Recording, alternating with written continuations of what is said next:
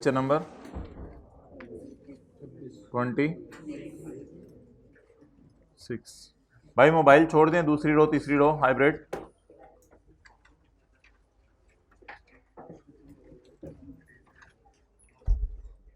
पास paper का question number 16 निकालें। Easy सवाल था, बहुत सही कह रहे हैं आप।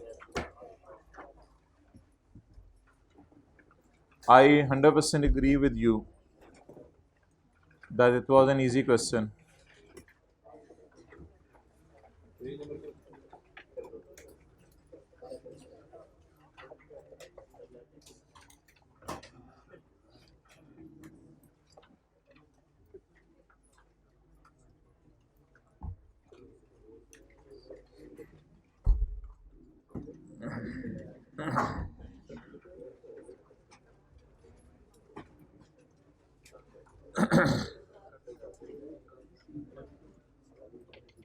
Optimism Limited entered into the following arrangements on भाई ये रोजाना आना होता है सीए में, ये कभी आना कभी ना आने वाला चक्कर तो कोई नहीं है। ऑन 1 जनवरी 2020 ओएल लीज्ड, जगह बना देना लेट आने वालों के लिए, जगह बना दें, जल्दी करें जल्दी करें, जगह बना देना, उधर से भी सी हो जाने। OL leased a machine from Fascinated Bank Limited. Details are as follows. Details ये हैं. Lease period is for 6 years. However, the lease contains an option for OL to terminate the lease at the end of 4 years upon payment of 1 million penalty. OL is reasonably certain to exercise this option due to anticipated technological changes. तो अब हमारे जो rentals होंगे वो 4 होंगे. LP. However, the lease contains an option for OL to terminate the lease. First annual installment is 12 million and all subsequent installments subject to decrease of 2 million each year. पहली instalment 12 million की, दूसरी 10 million की, तीसरी 8 million की, चौथी और बस 4 किस्तें होंगी. Why at the end of 4 year upon payment of 1 million की पेनल्टी पे करके हम लीज से जान छुड़ा लेंगे. +1 टर्मिनेशन की पेनल्टी.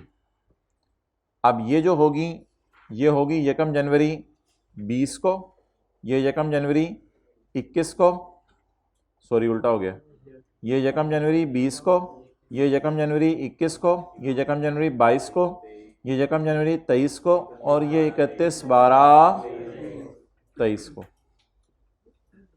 इस तरह हमारी पेमेंट्स चलेंगी. तो याद रखिएगा जीआरवी, यूजीआरवी, परचेज ऑप्शन की प्राइस भी लीज टर्म के एंड पे प्लॉट होती है, और अगर सवाल में टर्मिनेशन पेनल्टी की डेट ना बताई हो तो वो भी लीज टर्म के एंड पे ही प्लॉट होगी. ओके. अच्छा, लेसी ने कौन सा रेट यूज करना है? लेसी ने रेट यूज करना है implicit rate. But if that cannot be readily ascertained, उसको मालूम ना हो या लेसर उसको ना बताए, तो फिर लेसी ने यूज करना है अपना इंक्रीमेंटल बोरोइंग रेट. ये रेट यूज करना है. मार्केट रेट तो लेसी ने यूज ही नहीं करना. मार्केट रेट यूज करना होता है डीलर या मैन्युफैक्चरर लेसर ने यूज करना होता है, और वो भी मार्केट रेट और implicit rate whichever is higher. तो market rate is 12%, but as an incentive for entering into lease. अब ये कोई इंसेंटिव पैसों की फॉर्म में नहीं है, इंटरेस्ट रेट उसने इम्प्लिसिट रखा हुआ है 11%. तो बस which is known to OL. अगर ना नोन होता तो भी मार्केट रेट ना लेते, तो सवाल में फिर एक और रेट दिया होता जिसका नाम था इंक्रीमेंटल. तो लेसी ने यूज करना होता है इम्प्लिसिट रेट. अगर वो अवेलेबल ना हो तो लेसी ने यूज करना होता है अपनी एक्स्ट्रा बोरिंग का रेट क्या बनता है. Market rate in any case use नहीं करना, वो मैन्युफैक्चरर डीलर ऐसा यूज करता है. अच्छा, नेक्स्ट फेयर वैल्यू लेसी के सवालों में इग्नोर करें. यूजफुल लाइफ 7 ईयर्स है. अच्छा, आप बताएं यूजफुल लाइफ पे डेप्रिशिएट करेंगे लीज टर्म पे या शॉर्टर पे? शॉर्टर पे. ओनरशिप ट्रांसफर होनी है या लीज टर्मिनेट हो जानी है? जब लीज टर्मिनेट हो जानी है तो ओनरशिप ट्रांसफर आप बता दें क्या मैं एसेट 4 साल यूज करूंगा या 7 साल? 4 साल। What is lower? 4 साल। तो 4 साल के ऊपर हम डेप्रिशिएट करेंगे। आईडीसी की 12 बार जनरल एंट्री हो जाएगी। ROU डेबिट, कैश क्रेडिट, इसका वर्किंग मंथ से कोई ताल्लुक नहीं होगा। डन, ठीक है जी। तो मेरे ख्याल से इस सवाल में कोई मसला तो नहीं आया होगा आप लोगों को। अच्छा, अगली बात, रिक्वायरमेंट 2 मैंने आपको छुड़वाई थी। रिक्वायरमेंट बी तो करनी नहीं अभी, वो तो भी आपने करनी नहीं। पार्ट 2 मैंने आपको क्वेश्चन का छुड़वाया था, वो अब मैं पढ़ने लगा हूं। असल में एक कॉन्सेप्ट है, हमने पढ़ा नहीं हुआ, लेकिन मैं फिर भी उसको करवा रहा हूं क्योंकि आसान है। वो कॉन्सेप्ट है कि लीज भी है या नहीं। मैं ये नहीं कह रहा कि शॉर्ट टर्म लीज या लो वैल्यू एसेट है। लीज ही नहीं होती। कई दफा ऐसा होता है लीज, अगर लीज नहीं होती तो वो रेंट एग्रीमेंट होता है। नॉर्मल जो हमारे रेंट एग्रीमेंट नहीं होते, किराए पे चीजें ली होती हैं, रेंट एक्सपेंस टाइप चीज। एक लाइन लिखी हुई है सवाल में जिससे ये पता चल रहा है लीज नहीं है। वो मैं बताता हूँ कौन सी। यकम मई 2021 को ओएल ने एंटर किया एक agreement with energetic limited for the use of 5 photocopy machines for non cancellable period of 3 years. कितने साल की लीज है? 3 साल की। Semi annual installments are payable in advance. Semi annual तो पहली इंस्टॉलमेंट कब पे होगी? यकम मई 2021 को। और अगली इंस्टॉलमेंट मई, जून, जुलाई, अगस्त, सितंबर, अक्टूबर, तो कब पे होगी? यकम नवंबर को। As per agreement EL has, EL कौन है? लेसर या लेसी? हम कौन है? OL, optimism. ऑन यकम में OL entered into an agreement with energetic for use of machine. तो हम मशीन यूज करेंगे, तो अगला बंदा फिर लेसर बन गया ना। As per agreement laser has अच्छा खासा बदलने का right to replace the machine. Lessor किसी भी वक्त मशीन हमें उठा के बदल सकता है। जो 5 मशीनें हमारे पास पड़ी हुई हैं वो वापस मंगवा ले और फिर नई मशीनें भेज दे। उसे कहे यार नहीं बाबा, ये 5 मशीनें वापस भेजो। इसका मतलब है जो लीज एसेट का राइट ऑफ यूज है वो कभी भी, इसका मतलब लिखें, इसका मतलब है ये लीज नहीं है। लेसर के पास एसेट बदलने का हक है ना, इसका मतलब है ये लीज नहीं है। इसकी सिंपल रेंट वाली जनरल एंट्रीज होंगी। ऑपरेटिंग लीज तो लेसर के लिए होती है मेरे भाई। ऑपरेटिंग लीज तो लेसर, लीज ही नहीं है ये भाई। लीज के स्टैंडर्ड से ही बात, लीज ही नहीं है ये। स्टैंडर्ड के अंदर तो चले हैं, ये लीज नहीं है भाई। ऑपरेटिंग लीज का खुदा के लिए जुल्म ना करो यार। ऑपरेटिंग लीज का किसके लिए खास है?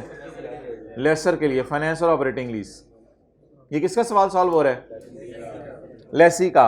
ना ये पुरानी लीज है ROU लीज लाइबिलिटी वाली, ना ये शॉर्ट टर्म लीज है, ना ये लो वैल्यू एसेट है। ये लीज ही नहीं है। वजह बताएं। Is this lease is a lease और it is not a lease? Why? Lessor can change the asset. और लीज की डेफिनेशन में हमने पढ़ा था एसेट स्पेसिफाइड होना चाहिए, उंगली के इशारे से पता चले ये एसेट है। लेसर कहता कोई एसेट नहीं है, ये मशीनें ले लो, जरूरत पड़ी कोई और भेज दूंगा, मुझे उनकी जरूरत पड़ी वापस मंगवा लूंगा, कोई और भेज दूंगा। तो अगर एसेट आइडेंटिफाइड ही नहीं है तो लीज इज। अब क्या करें? अब सिंपल रेंट की एंट्रीज कर दें। रेंट मुझे बताएं, एरियर में पे हो रहा है एडवांस में? एडवांस में। पहले मुझे बताएं आप खर्चा कितने अरसे का बुक करेंगे? मई, जून, जुलाई, अगस्त, सितंबर, अक्टूबर, नवंबर, दिसंबर, 8 महीने का खर्चा बुक करेंगे। और बाकी प्रीपेड बनाएंगे या पेएबल बनाएंगे? आप अब मुझे बताएं P&L में जो खर्चा जाएगा, रेंट एक्सपेंस, मई, जून, जुलाई, अगस्त, सितंबर, अक्टूबर का खर्चा बोलें। 2 मिलियन जमा मई, जून, जुलाई, अगस्त, सितंबर, अक्टूबर का खर्चा 2 मिलियन। और नवंबर, दिसंबर का 2 मिलियन इंटू 2 महीने डिवाइडेड बाय 6 महीने। वो मिलियन के साथ मैंने एम लिखा हुआ है। ये P&L में चला जाएगा। बैलेंस शीट में मुझे बताएं रेंट पेएबल जाएगा या प्रीपेड जाएगा? रेंट एडवांस में पे हो रहा है या एरियर में? क्या मैं आपको बता सकता हूं कि सवाल इस तरीके का है? जनवरी, फरवरी, मार्च, अप्रैल, मई, जून, जुलाई, अगस्त, सितंबर, अक्टूबर, नवंबर, दिसंबर।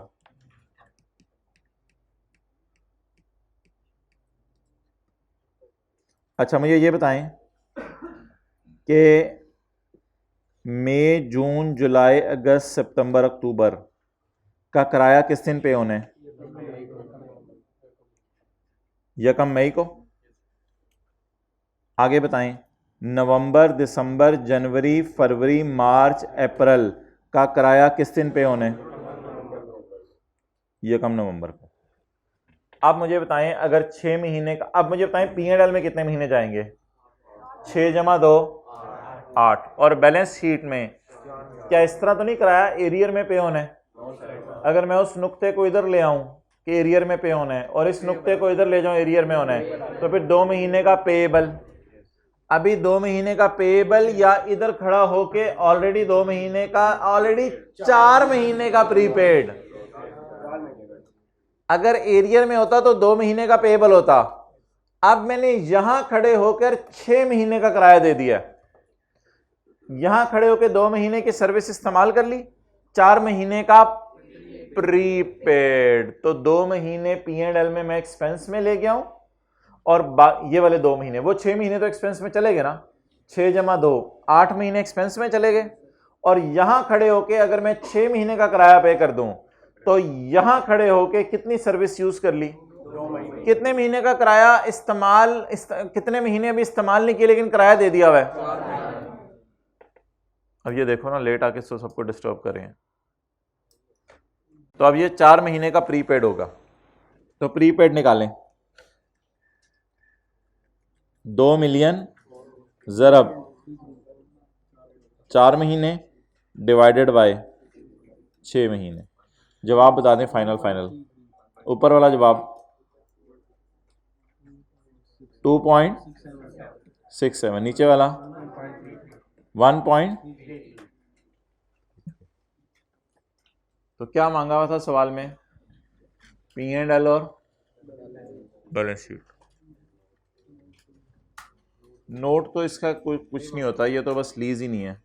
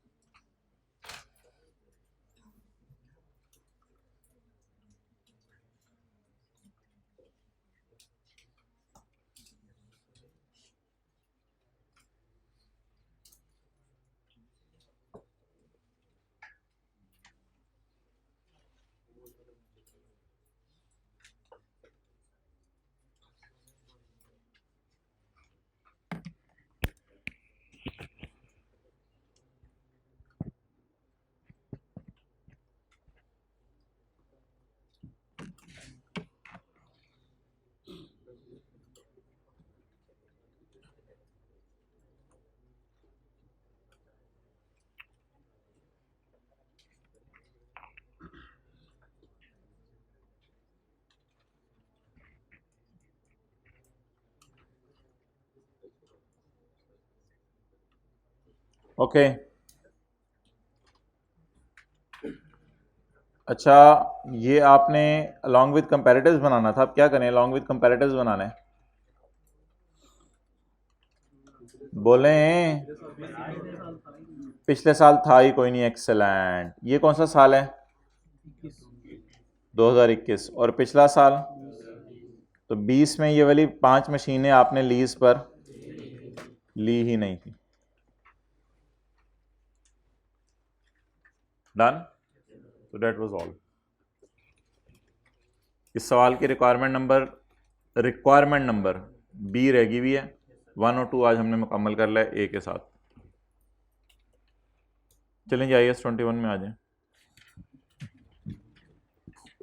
टेस्ट दे रही हैं? टेस्ट आज का दे दीजिएगा ज़रूर। कितने लोगों ने दे दिया है? IAS आपने दे दिया टेस्ट? नहीं दिया? अच्छा, ऐसे हाथ टाइम ज़ाया करने में एक्सपर्ट हैं।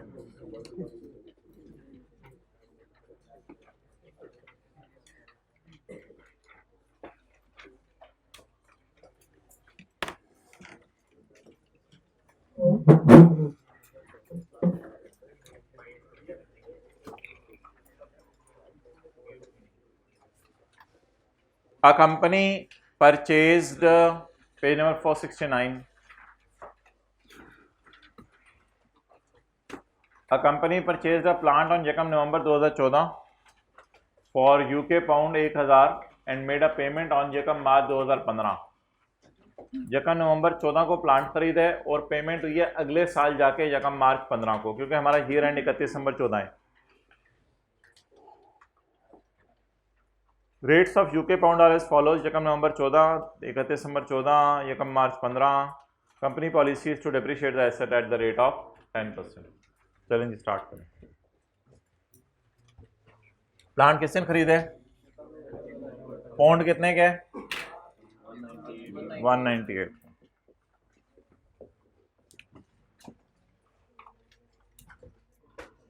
यकम नवंबर 2014।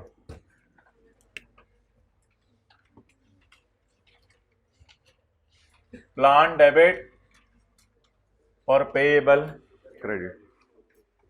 कितने का प्लांट है जरा देख के बताएं।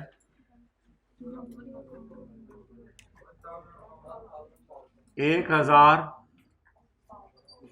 पाउंड का। बोले इसे स्पॉट रेट कहते हैं। क्या कहते हैं? ट्रांजैक्शन वाले दिन जो रेट हो उसे क्या कहा जाता है? स्पॉट रेट, यानी आज का रेट। ये मार्क कर दीजिएगा।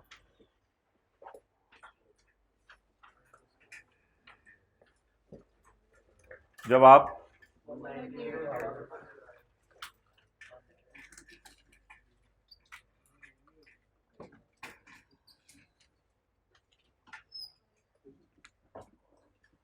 क्या 31 दिसंबर को प्लांट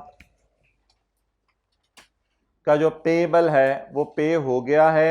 ये 31 दिसंबर को प्लांट का पेएबल पे नहीं हुआ। प्लांट का पेएबल पे नहीं हुआ, तो क्या ये पेएबल 198 पे पड़ा रहने दें या इसको लेटेस्ट रेट 200 पे ले जाएं? पेएबल को चेंज कर दें, पेएबल को चेंज कर दें।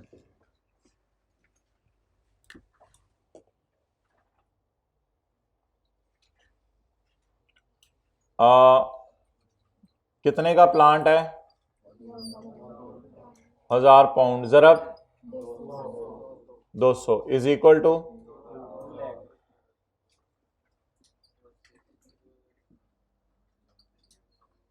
वर्सेस।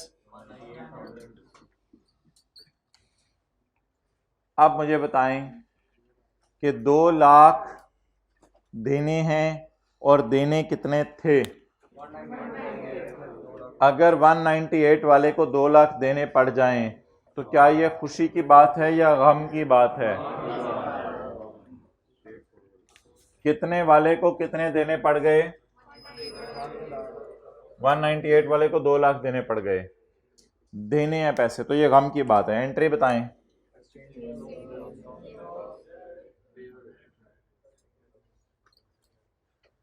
इकतीस दिसंबर 14।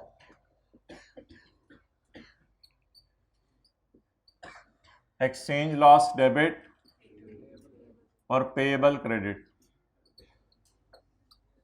जी कितने से? 2000।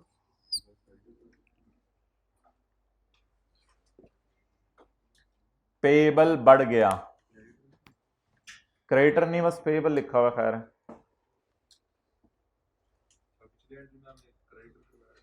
वो इसलिए कि इन्वेंट्री खरीदी थी, यहां प्लांट खरीदे इसलिए पेएबल का लफ्ज़ यूज किया।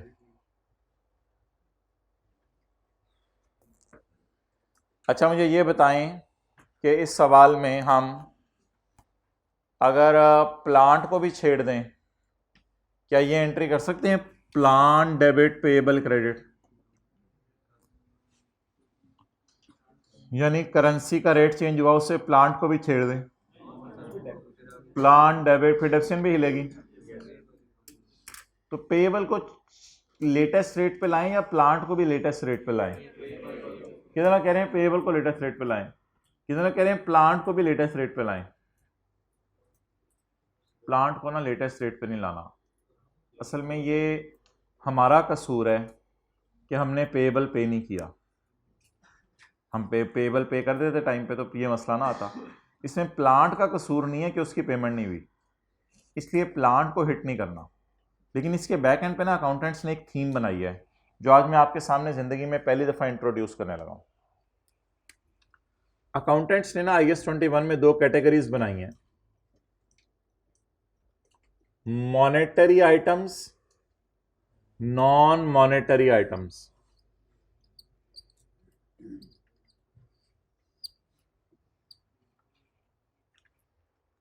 अच्छा, मॉनेटरी आइटम्स अकाउंटेंट्स ने कौन से बनाए हैं? वो अकाउंटेंट्स ने मॉनेटरी आइटम्स में बनाया है कैश, बैंक, डेटर, क्रेडिटर, जिसे हमारी इस मिसाल में पेबल कह रहे हैं, और भी काफी लंबी चौड़ी लिस्ट है। मुझे ये बताएं कि क्या मैं कह सकता हूं डेटर से पैसे आने हैं, इसलिए डेटर इज अ मनी? बोले, डेटर से पैसे आने हैं। क्या मैं कह सकता हूं मैंने क्रेडिटर को पैसे देने हैं, इसलिए क्रेडिटर इज अ मनी? क्या मैं कह सकता हूं मैंने पेएबल पैसों की फॉर्म में पे करना है, तो पेएबल इज अ मनी? तो बोलें डेटर, क्रेडिटर, पेएबल, ये सारे कन्वर्ट किस में होने हैं? मनी में। That's why these are called as monetary items. PP, जिसे प्लांट में कहूंगा, intangible assets, right of use, investment property, inventory, inventory monetary नहीं है, बायोलॉजिकल एसेट, ये सारे चीजें कैश में कन्वर्ट उस तरह नहीं होती जिस तरह डेटर क्रेडिटर होते हैं। कैसे? प्लांट मनी नहीं है अनलेस के ये बेच के आप रिसीवेबल बुक कर लें, वो रिसीवेबल के अगेंस्ट मनी आनी है। इंटेंजिबल एसेट सॉफ्टवेयर मनी नहीं है, नॉन मनी है, अनलेस के इंटेंजिबल बेच के आप रिसीवेबल बुक कर लें, फिर वो रिसीवेबल मनी होगा। राइट ऑफ यूज तो वैसे ही मनी नहीं है, ये तो पीपी टाइप चीज है। Investment property, land and building held for rental, ये मनी नहीं है अनलेस कि उस लैंड को आप बेच कर रिसीवेबल बुक कर लें, फिर वो रिसीवेबल इधर आ जाएगा। इन्वेंट्री खुद मनी नहीं है, बोतल मनी नहीं है, बोतल इज नॉट मनी। दुकान पे पड़े हुए बिस्किट इज नॉट मनी। हां, आप बिस्किट बेच दें और बेच के डेटर डेबिट कर लें, वो डेटर मनी है, वो डेटर मॉनेटरी आइटम है। तो मॉनेटरी आइटम्स होते हैं जिनके बदले मस्ट कैश इन्वॉल्व होता है। और बायोलॉजिकल एसेट, भैंस है, गाय है, शीप है, ये मनी नहीं है। हां, आप इनको बेच के डेटर बुक कर लें और पैसे ना आए हो, वो पैसे लेने का हक मनी है। तो मॉनेटरी आइटम्स बोलें। अच्छा, अब ये जरूरी नहीं ये चीजें करंट एसेट में नजर आ रही हो, नॉन करंट एसेट में नजर आ रही हो, ये बाइफर्केशन नहीं है। ये नॉन करंट एसेट है, ये नॉन करंट एसेट है, ये नॉन करंट एसेट है, ये नॉन करंट एसेट है, ये करंट एसेट है, ये नॉन करंट एसेट है, ये करंट लायबिलिटी है, ये करंट एसेट है, ये करंट एसेट है। करंट नॉन करंट वाली बातें नहीं है इधर, वो बातें अलग थी। और आप मजे की बात सुने, यहां डेटर भी आ रहा है, क्रेडिटर भी आ रहा है, इसलिए इसका नाम मॉनेटरी एसेट्स नहीं है, मॉनेटरी आइटम्स है। आइटम्स, एसेट्स नहीं, क्योंकि इसमें एसेट्स भी आने हैं, लायबिलिटीज भी आनी है। तो बोलें किस तरह की चीजें आपको मॉनेटरी लगी? थोड़ी सी लंबी सी मेरी बहस होगी, किस तरह की चीजें मॉनेटरी लगी? डेटर की अगली एंट्री क्या होती है? Cash, debit, debtor, credit. Creditor की अगली एंट्री क्या होती है? क्रेडिटर को जब पे करें, क्रेडिटर, डेबिट, कैश, क्रेडिट। तो जिन चीजों ने मनी में फौरन कन्वर्ट हो जाना है, आप ये ना कहें इन्वेंट्री ने मनी में कन्वर्ट हो जाना है। इन्वेंट्री को जब आप बेचेंगे तब डेटर डेबिट होगा, वो डेटर मनी है, डेटर इज मॉनेटरी आइटम। तो ये लिस्ट है नॉन मॉनेटरी आइटम्स की, और ये मॉनेटरी। IAS 21 कहता है ना छेड़ मलंगा नो, मलंगों को नहीं छेड़ना, ये मलंग हैं, मलंगों को नहीं छेड़ना, प्लांट को नहीं छेड़ना, बाकियों को छेड़ें। तो नॉन मॉनेटरी आइटम के साथ ब्रैकेट में लिख लें मलंग, ना छेड़ मलंगा नो। इनको अपने हाल पे पड़ा रहने दें। किनको? नॉन मनी चीजों को, मनी टाइप चीजों को छेड़े, मॉनेटरी आइटम्स को छेड़े।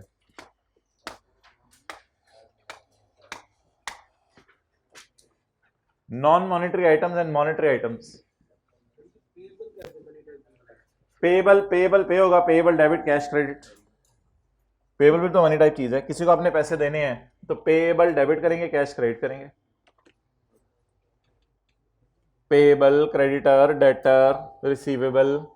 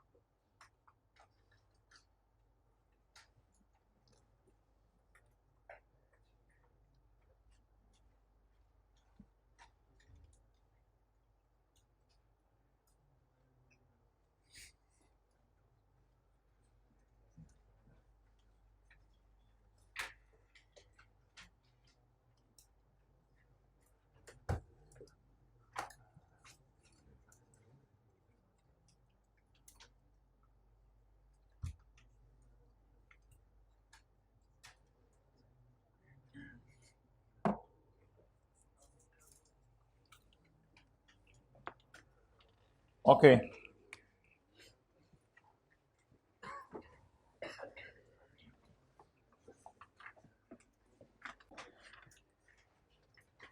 इसलिए भाई प्लांट को छेड़ा है या पेएबल को छेड़ा है? पेएबल को छेड़ा है, क्योंकि पेएबल ने आगे कैश में कन्वर्ट होने ना। प्लांट ने तो अब कैश में कन्वर्ट नहीं होना, प्लांट ने तो चीजें बनानी है, प्लांट्स ने तो यूनिट्स प्रोड्यूस करने हैं।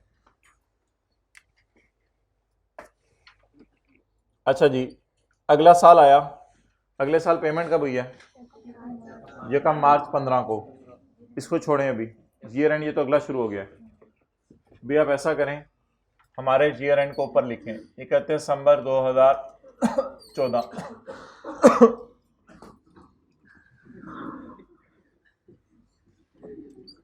31 दिसंबर 14 डिप्रिसिएशन रिकॉर्ड करें जी। प्लांट की लाइफ रेट कितना है? Cost into 10%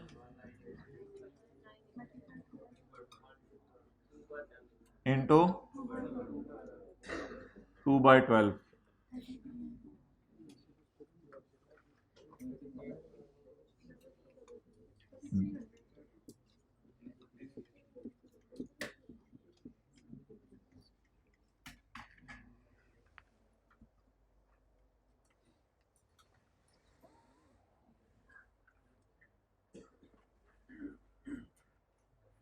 done. चलें जी आगे, अगला साल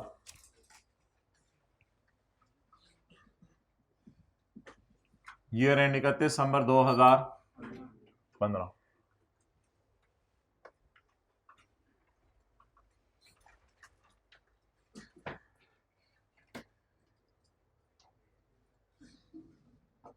ईयर एंड 31 दिसंबर 2015।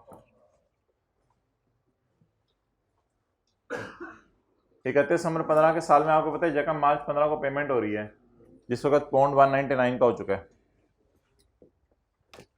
तो सबसे पहले मैंने क्या कहा था, क्या करें? कैश। ये कब? मार्च 2015। कैश क्रेडिट मारें जी, कैश क्रेडिट कितने से? और बोले 1000 पौंड इंटू 1,99,000। पेबल कितने पे पड़ा हुआ है?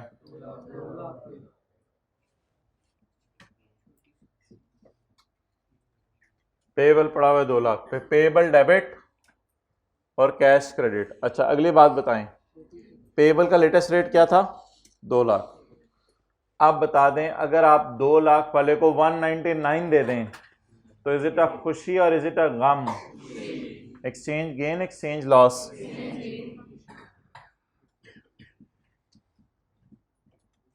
जी amount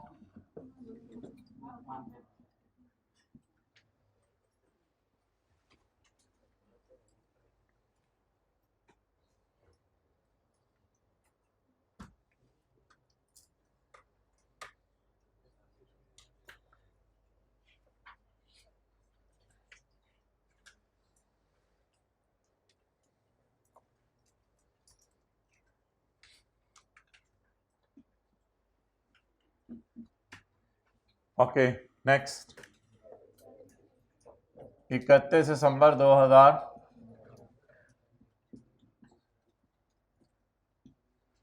depreciation debit, accumulated depreciation credit. Amount बताएं, अमाउंट बताएं।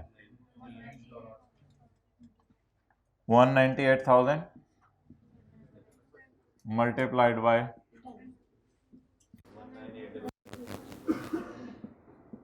19,800।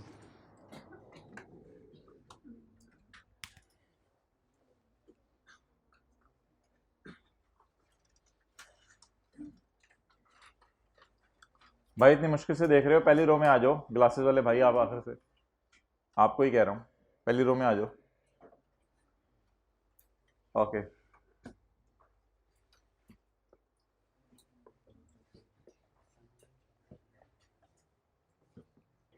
ये वाला बैग उधर रख दो। डस्टर किधर है?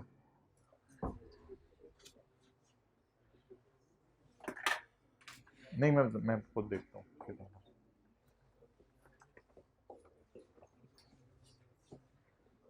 भाई ब्लैक मार्कर एक मंगवाओ।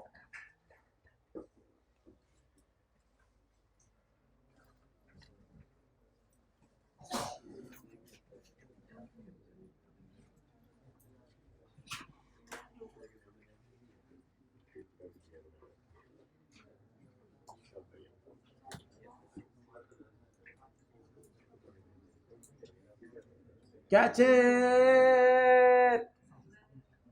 मुझे आराम से कर लिया मैंने, इतना रोला लगा है। करीब रखो, मेरे सामने रखो, दूर ना रखो।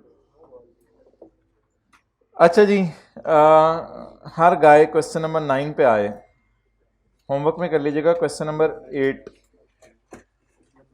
क्वेश्चन 9 पे आ जाएं, पेज नंबर 472,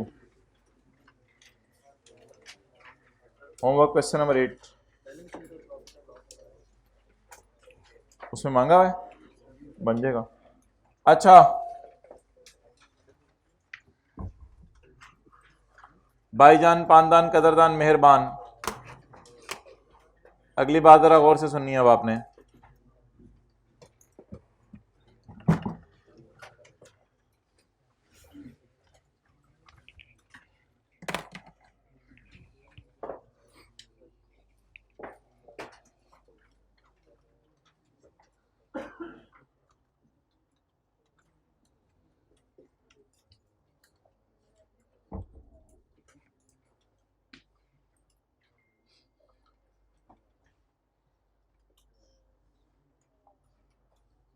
₹1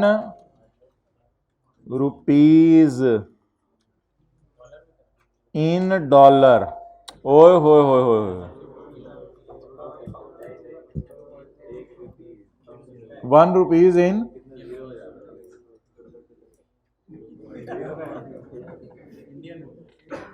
इंडियन रुपीज हुआ है। चलो पाक रुपीज कर लेते हैं। 1 पाक रुपीज, नीचे ऑप्शन नहीं दे रहा कोई।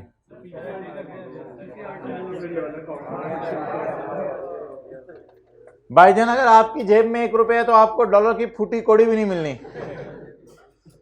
वैसे फूटी कौड़ी तो मिल ही जाएगी।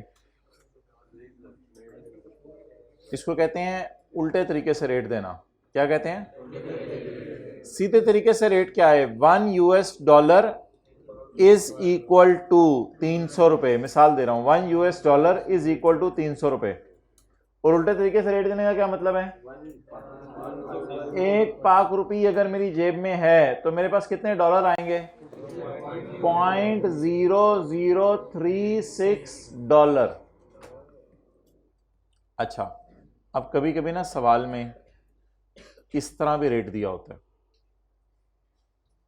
उसकी फिर निशानी पता क्या होगी कि इस तरह नहीं लिखा होगा $1 इज इक्वल टू इतने, उसमें लिखा होगा 1 पाक रुपीज इज इक्वल टू इतने। तो पेपर में दो तरह के सवाल आएंगे, एक सवाल में लिखा हुआ करेगा $1 इज इक्वल टू इतने पाक रुपीज, और एक लिखा हुआ करेगा 1 रुपीज इज इक्वल टू इतने डॉलर। तो ये दोनों किस्म के सवाल आपको करने आने चाहिए, इनको कैसे लेके चलना है वो भी मैं आपको बताता हूं। फर्ज करें आई हैव $50, मेरे पास $50 हैं और मुझे रेट इस तरह दिया हुआ है 1 US$ इज इक्वल टू ₹290, या 1 rupees is equal to, letter देना, 1 रुपीज इज इक्वल टू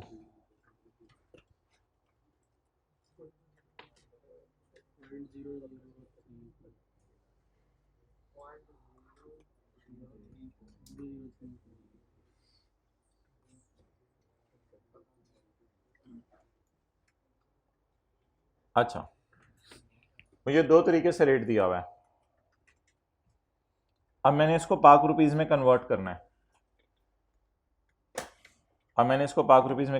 है। कैसे करूंगा, मेरे पास डॉलर कितने हैं, ऊपर देख रहे हैं ब्लू में, $50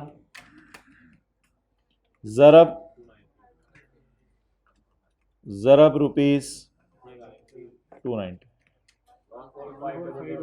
1 for 14,500 रुपये, या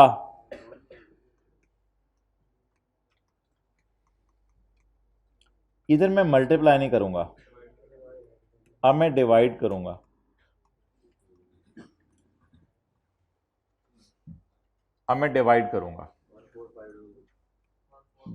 नहीं एग्जैक्ट आ रहा है 14500,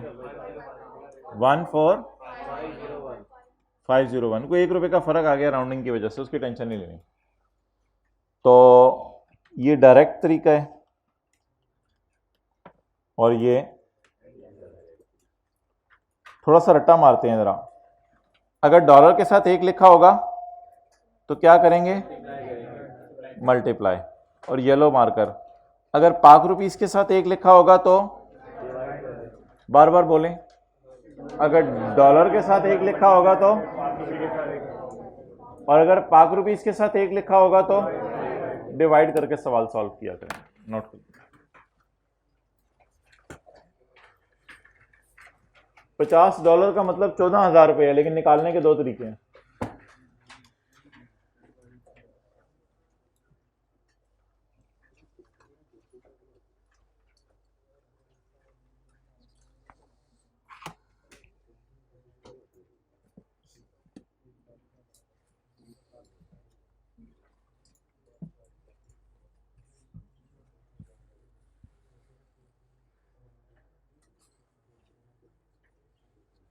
हाइब्रिड में बातें नहीं करनी।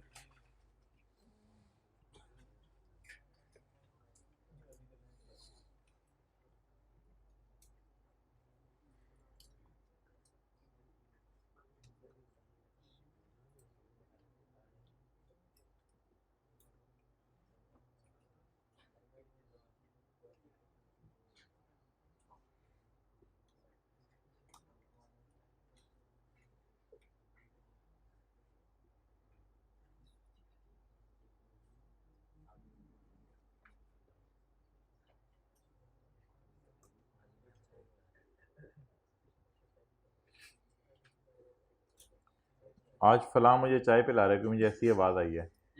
भाई ये बहुत ही नामुनासिब बात है, ना इशारा ना करो भाई, किसी से किसी चीज़ ना मांगा करें ना उम्मीद रखा करें। उम्मीद भी नहीं रखनी तो मांगना तो दूर की बात है कि तू मुझे ये खिला, तू मुझे ये पिला। पुरवकार जिंदगी गुजारें।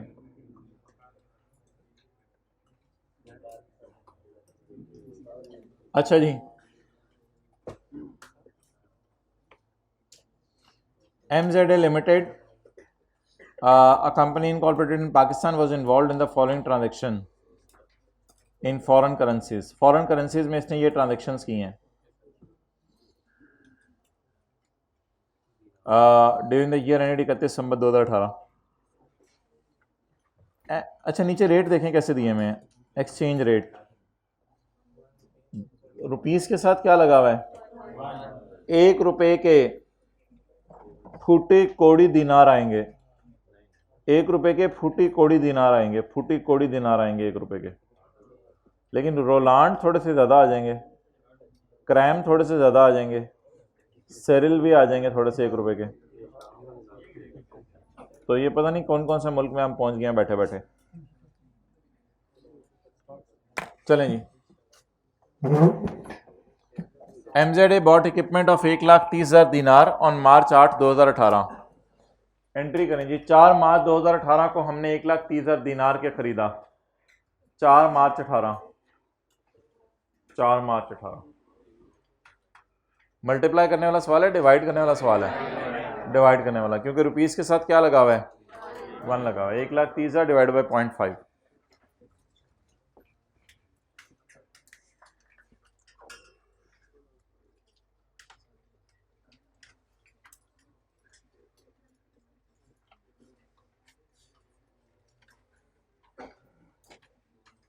जी, इक्विपमेंट खरीदे उधार पे, एंट्री बताएं। इक्विपमेंट डेबिट,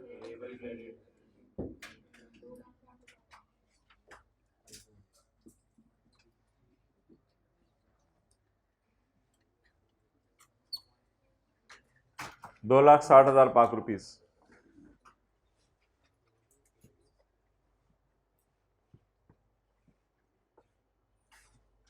एंड पेड फॉरन 25 अगस्त 2018, और 25 अगस्त 2018 को पे कर दिया। ये एंट्री किस दिन हुई थी, 4 मार्च। अब बता दें, इक्विपमेंट इज मनी टाइप चीज? नो। पेएबल कैश में पे होना है? हाँ, पेएबल इज मनी टाइप चीज। अब अगर ईयर एंड पर पेमेंट ना हो तो पेएबल को छेड़ दें। जरा देखें, ईयर एंड पर पेमेंट हो रही है या ईयर एंड से पहले ही पेमेंट हो गई है? 25 अगस्त को ही पेमेंट हो गई है। हमारा साल 2018 का है, तो बस ठीक है, अब पेएबल को पे करा दें बस। डेट,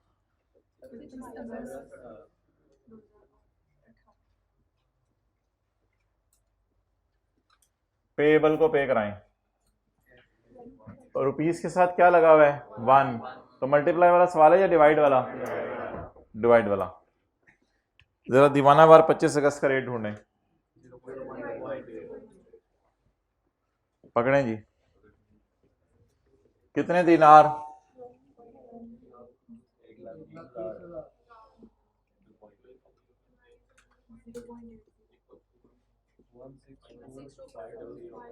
25। पेबल किस पे खड़ा है? अपने पाँव पे। हद होगी, पेबल अपने पाँव पे नहीं खड़ा। पेबल 2,60,000 बैलेंस है इसका,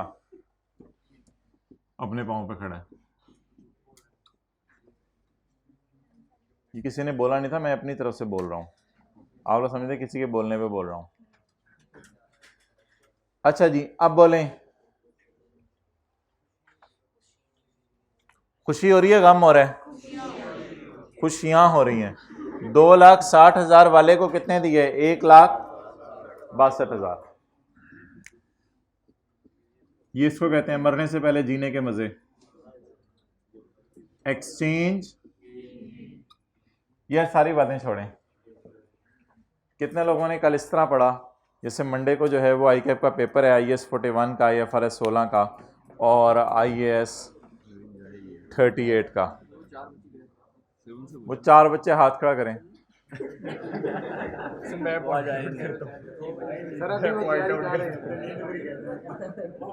सरकार किस टाइम उठे थे सुबह संडे को? 7 बजे। फिर उसके बाद पढ़ा थोड़ा सा कितने बजे तक? 12 बजे 7 से 12 बजे तक पढ़ा। फिर उसके बाद 5 घंटे पढ़ा। जी फिर बाहर चला गया 12 बजे। फिर वापस फिर शाम को 12 बजे बाहर गए और शाम को वापस आ गए। शाम को वापस आ गए। बाहर का मीनार पाकिस्तान देखने गए थे? जलसे पे गया था वो, वैसे ही बाहर गए थे। कितने बजे वापस आ गए? शाम को 7:45 बजे। 7:45 बजे शाम को। 12 से लेके 8 बजे तक 8 घंटे इन्होंने अपने फ्यूचर से खेला। अब आईकेएफ बाद में आईकेएफ को बुरा भला कहेंगे। नहीं सर। और यार मैंने इस दफा पेपर देख लिया है, जो पेपर आ रहा है ना वो आपकी सोच है। अब आप किसी भी किस्म का क्वेश्चन अगर आप जो है वो अपने आप को रिलैक्स रखेंगे ना कहीं भी, तो कहीं ना कहीं जाके पनिश होंगे। और आधा जो पेपर उसने बनाया हुआ था वो उसने थ्योरी का मांगा हुआ था, डिस्कस, एनालाइज, ये वो। तो अब वो फिर देख लें फिर क्या हालात होने हैं।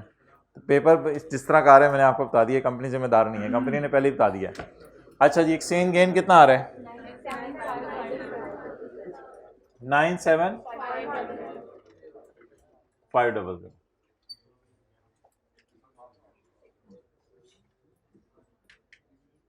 ये आप लोग बड़ा अच्छा कर रहे हैं, थोड़ा बहुत कभी R1 की किताब खोल के नजर मार लेते हैं ताकि वो जो आपके 8 नंबर हैं वो भी सिक्योर हो जाएं। मोटे मोटे हर टॉपिक्स में P&L बैलेंस शीट के फॉर्मेट्स पर, नोट्स बनाने के फॉर्मेट्स पर बस नज़र मारनी होती है। और क्या करना होता है? सवाल तो नहीं करने होते, बस हल्का फुल्का फॉर्मेट्स पर नज़र मारनी है, किस तरह क्या चीज़ें बनती हैं। जैसे इस बार FAR 2 में उसने पूछा था items affecting SOCI, items affecting SOFP। ये कौन सा वाला नोट होता है?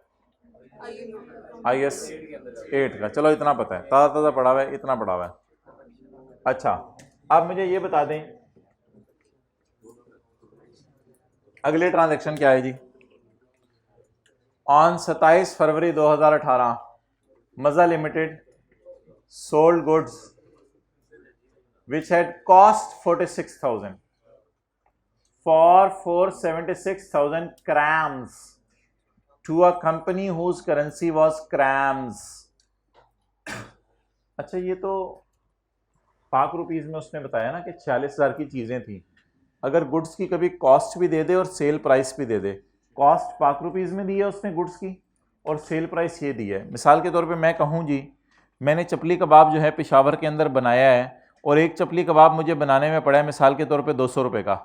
अब ये 200 रुपये का चपली कबाब मैंने बनाया है और 200 रुपये का चपली कबाब बनाकर मैं ये बेच रहा हूँ बाहर के मुल्क में $3 का। $3 का 200 रुपये का मैंने चपली कबाब बनाया, $3 तकरीबन 900 रुपया बन जाएगा।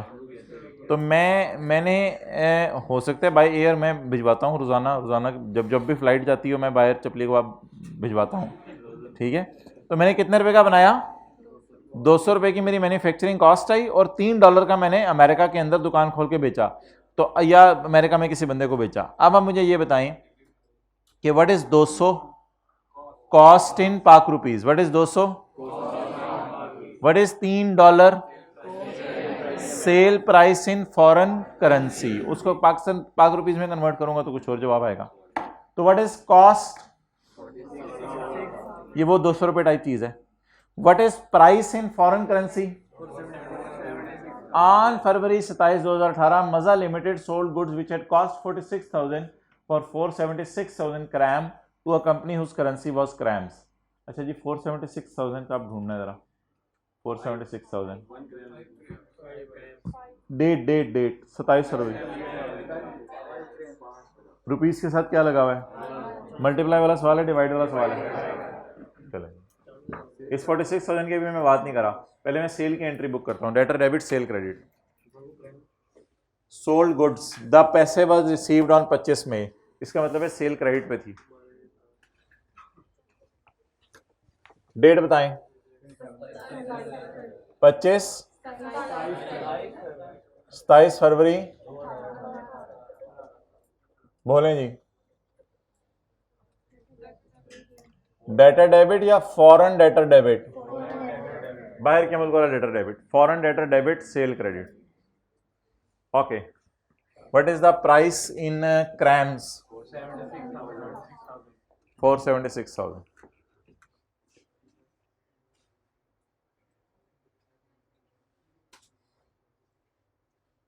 डिवाइड या मल्टीप्लाई? डिवाइड, डिवाइडेड बाय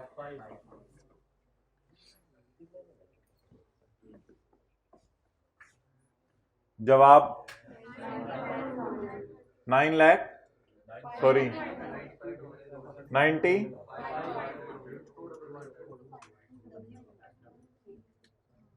तो पाक रुपीज में 95,200 रुपए बने। पाक रुपीज में 95,200 रुपए बने। अच्छा, मैंने चीज वैसे बनाई कितने की थी पाकिस्तान में, या कॉस्ट कितनी थी उस चीज की? 40। इसकी कोई एंट्री बताए, ताज़ा ताज़ा बताई भी आपको। Cost of sale debit, inventory credit. तो सेल की एंट्री सेल प्राइस से होगी और परचेज की एंट्री कॉस्ट से होगी।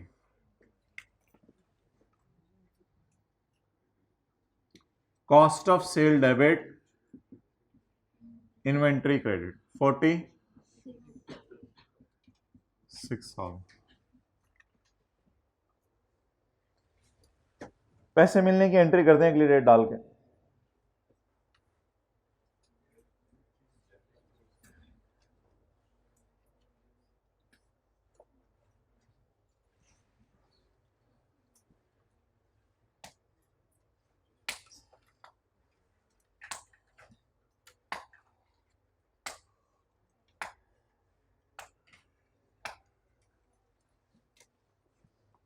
जी कितने पैसे आए? वही 4,76,000 क्रैम। किस दिन आए? 25 मई का रेट।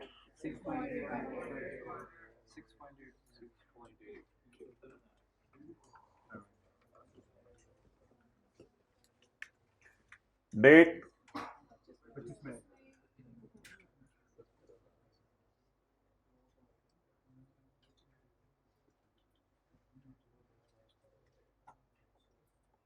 4,76,000 cram divided by 6.8।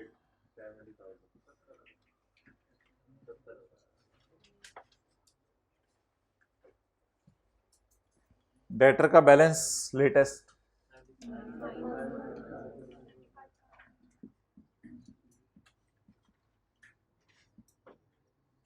खुशी गम कितने वाले से कितने पैसे आए? 95,200 वाले से सिर्फ 70,000 आए।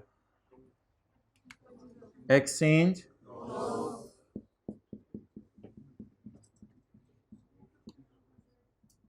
जी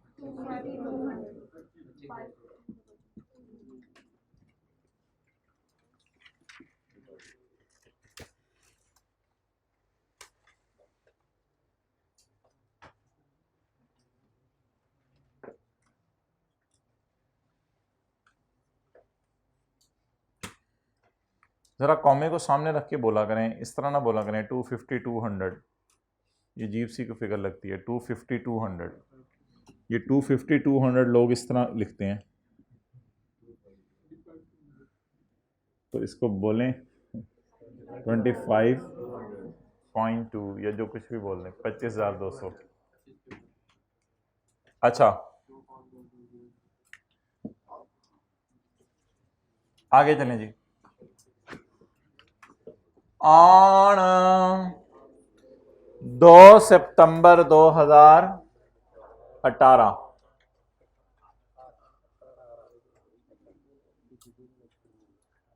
आप टैक्स भी पढ़े हो, ऐसे कर रहे हो, टैक्स भी पढ़े हो, 3 बच्चे हो। On 2 September 2018 Maza limited sold goods which cost 17,000 for 53376 Cyril to a company whose currency was Cyril. The amount was receivable at year end. Year end पे ये amount अभी receivable थी, but the पैसे was received in Cyril on फरवरी 7 2019 अगले साल। When the exchange rate was सिरिल 2.306।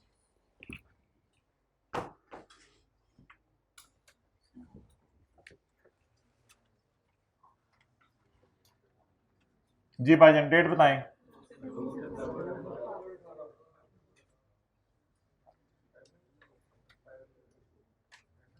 Entry बोलें। Debtor debit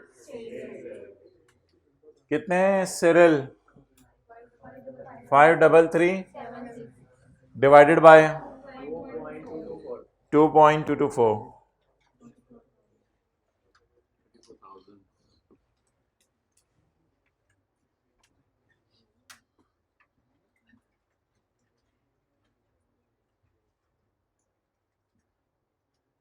जवाब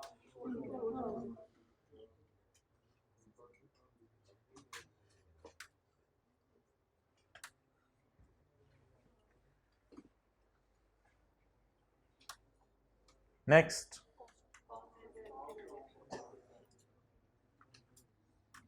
cost of sale debit inventory credit 17,000।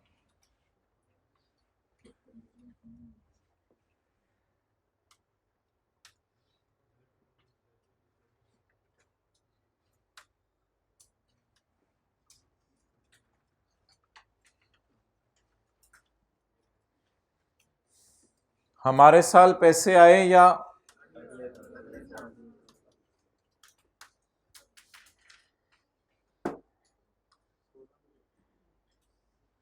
भूल जा रहे हैं? हमारे साल पैसे आए या अगले साल पैसे आए? तो हमारे साल की एंट्रीज मांगी हैं या अगले साल की भी मांगी हैं? बस फिर अगली एंट्री नहीं करेंगे, सिर्फ 31 दिसंबर की एक एंट्री होगी। बातें होंगी, चलें। अच्छा, मुझे ये बताएं कि डेटर मनी टाइप चीज है, डेटर मनी टाइप चीज है, तो क्या इसको छेड़ना है या ये भी मलंग है? ईयर एंड पे इसको छेड़ें।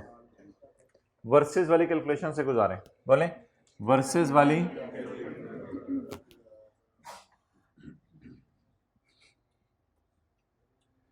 Five 53376 divided by 2.250।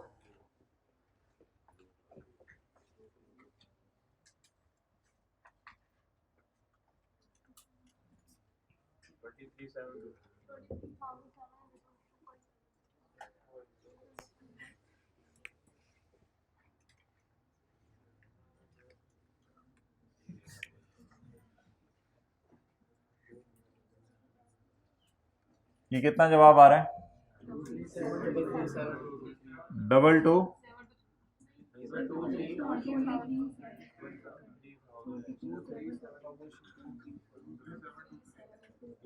ठीक है, पता चल गया। 23,723 रुपये मिले 24,000 आए वाले से। आए बोल के आगे चलें।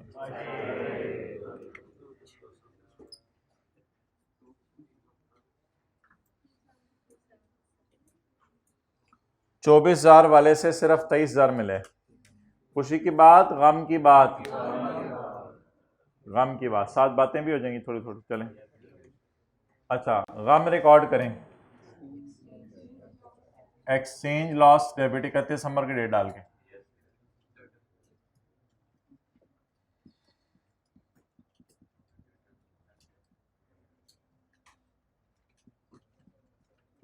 अमाउंट 277। बस या ट्रक?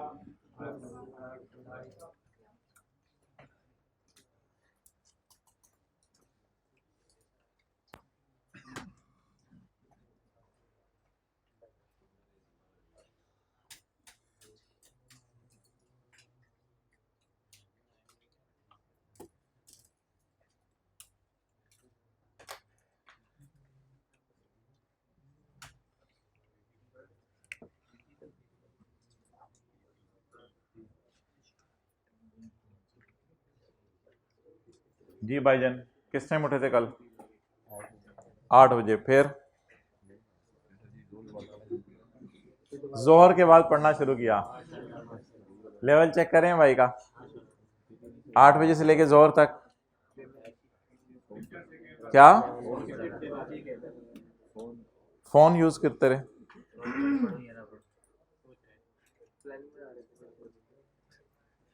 किस तरफ जा रही हैं ये जनरेशंस? अच्छा अगली जनरेशंस का क्या बनेगा? इसको छोड़ें, इसका जो बनना था वो बन गया। अल्लाह उन पर रहम करे, हमने उनकी सपोर्ट नहीं करनी कुछ। क्या शुरू से सेट रखेंगे माशाल्लाह, उनको अपनी मिसालें दिया करेंगे इंशाल्लाह। अस्तगफिरुल्लाह। अच्छा जी आगे चलें।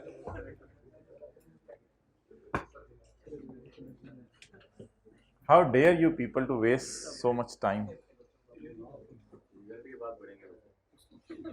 आप किस टाइम उठे थे? 5 बजे। फिर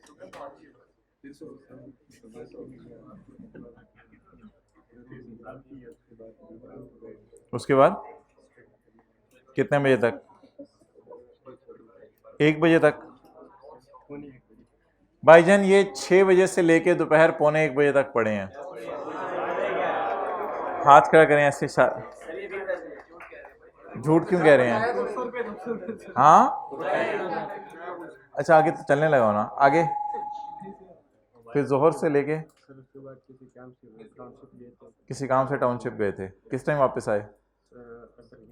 असर की नमाज। चलो ठीक है, 2 घंटे। उसके बाद असर के बाद क्रिकेट खेली मगरिब तक। मगरिब के बाद पढ़ाई शुरू कर दी 10 बजे तक। फिर 10 बजे के बाद सो गए। फिर कितने बजे उठे? 5:20 पे। 10 बजे से लेके 5:20 तक भाईजान सोते रहे। 7 घंटे 20 minute. 6 hours sleep is enough. 1 घंटे 20 मिनट जमा कराओ कंपनी को वापस।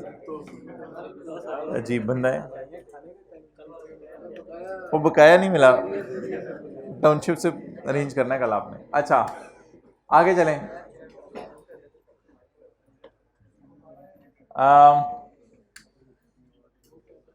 मजा लिमिटेड बोरोड 426,000 रोलांड ऑन 25 मई 2018 and it is repayable in 2 years time।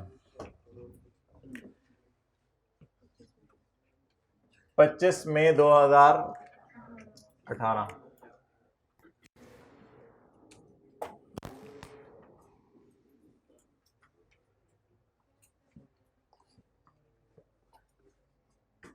सोमवार और जुमेरात को नबी सल्लल्लाहु अलैहि वसल्लम रोज़ा रखते थे ना, तो हो सकता है आपके साथ वाले ने रोज़ा भी रखा हुआ आज। बहुत बड़े बड़े बुजुर्ग हैं इस क्लास में, आपको अंदाज़ा नहीं है उनका। मज़ा लिमिटेड बोरोड 4,26,000 रोलांड ऑन 25 मई 2018 and it is repayable in 2 years time. अच्छा हमारे साल की रीपेमेंट हुई है इसकी? सोच के बताएं, हमारे साल की रीपेमेंट हुई है? नहीं, बल्कि कब हुई है? तो बस लोन लेने की एंट्री करें पहले। लोन लेने की एंट्री, कैश डेबिट लोन। नहीं पेबल नहीं है, इसका नाम लोन रखें। लोन लाइबिलिटी तो कोई लस नहीं होता, बस लोन। चुप करो। लोन की अमाउंट बताएं जी। 4,26,000।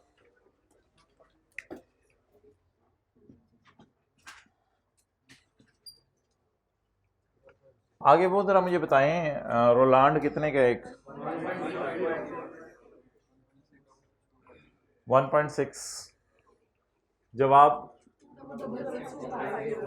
266,250।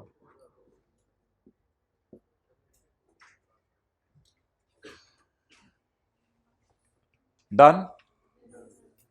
अच्छा जी आगे मुझे ये बताएं कि क्या ये जो लोन है ये मनी टाइप चीज है, इसके बदले हाइब्रिड में सेकंड रो में बातें होंगी, या मनी टाइप चीज है या नॉन मॉनेटरी टाइप चीज है? मनी टाइप चीज है। क्या मैं लोन को डाल सकता हूं मॉनेटरी आइटम्स में? Loan is like a money type चीज, क्या ये ईयर एंड के ऊपर वर्सेस वाली कैलकुलेशन से गुजरना चाहिए? हाँ जी, मनी टाइप चीजों को क्या करना होता है? ईयर एंड पे वर्सेस वाली कैलकुलेशन से गुजारना होता है। गुजारें जी इसको। कहां से गुजारें? नहर वाले पुल से गुजारें? नहीं, कहां से गुजारें? वर्सेस वाली कैलकुलेशन से। रोलांड 1.4।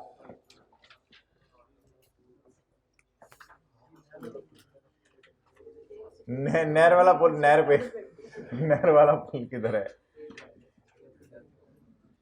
4,26,000 डिवाइड, ये नहर वाले पुल तो लाहौर में बहुत ज्यादा हैं। 4,26,000 डिवाइड बाई 1.4, 30,4286। ये आप जो लेट आते हो ना तो बाद में ऊंची बोल के कुछ नंबर नहीं बना सकते आप। वर्सेस लोन का बैलेंस, यार नीचे सही तरह ले, मजा ही नहीं आया। 266,250। अब आप मुझे बताएं कि कितने वाले को कितने पैसे दे रहे हैं हम? 2,66,000 वाले को अगर 3,04,000 देना पड़ जाए तो बता दें लॉस आ रहा है, गेन आ रहा है? बाउलिंग 31 दिसंबर 2000, एक्सचेंजेज लॉस डेबिट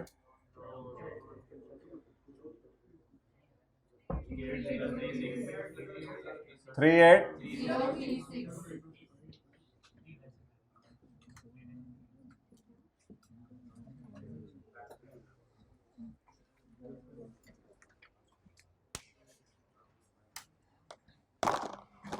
भाई एक चीज पे मैं आपसे डिसएग्री करता हूं कि जो 1 साल बाद आपने घर जाना है ना आउट स्टेशन वालों ने, ये मुनासिब नहीं है। 6 महीने बाद चले जाइएगा। ये जो फरवरी है, ओ भाई अभी नहीं जाना, और तुम्हारी मेहरबानी भाई जाना।